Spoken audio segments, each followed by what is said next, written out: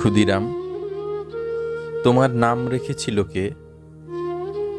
কমুঠো খুদের বিনিময়ে তুমি কেনা? তোমার বাবা কার কাছে কাজ করত? তার নাকি ছিল অনেক টাকার দেনা। সে দেনার দায়ে ভিটেমাটি চাটি হলো। পঁচেট গড়ের জমিদার করে নিলাম তোমার লেখা ইতিহাস স্মৃতিটুকু। বার্জ হত্যার পরেই বন্দি খাম।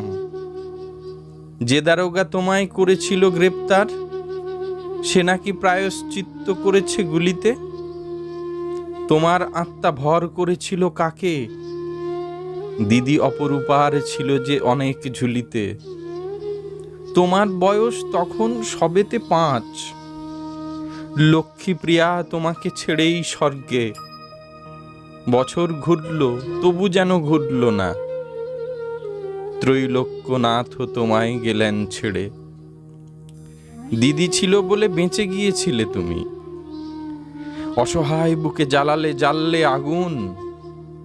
কে তোমায় রোধে ক্ষমতা কার বা আছে? বুকের ভেতর জমা রেখেছিলে গুণ। তাই তো দেশ পেয়েছিল এক বীরকে, যে বীর টেবিলে ঘুষিটা মেরেই চলে। ব্রিটিশ মারতে হত্যেও দিলে তুমি। কে বলে তুমি তুরুপের তাস ছিলে?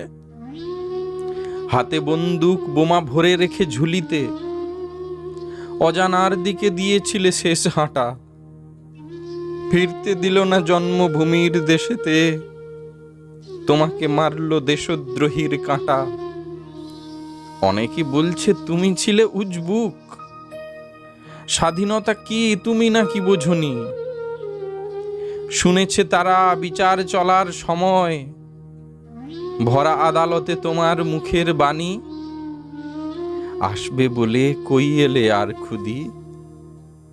চোখের জলে দিদির চোখ যে ঝাপসা। স্বাধীন ভারতে অত্যাচারীর প্রতাপে জীবনের লেখা অস্পষ্ট আবছা। ক্ষুদিরাম, তুমি ফিরবে না আর জানি, তবু তোমাকেই বারবার ডেকে যাই। ডাকতে ডাকতে কখনো যদি এ পাথরে ফুটে যায় ফুল সফলতা খুঁজে পাই।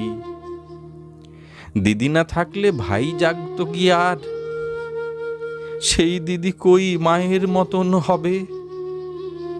ভাঙার জন্যে কাঁদে যদি তবে প্রাণ। ক্ষুদিরাম আর অপরূপা ফের ফিরবে। ক্ষুদিরাম আর অপরূপা ফের ফিরবে।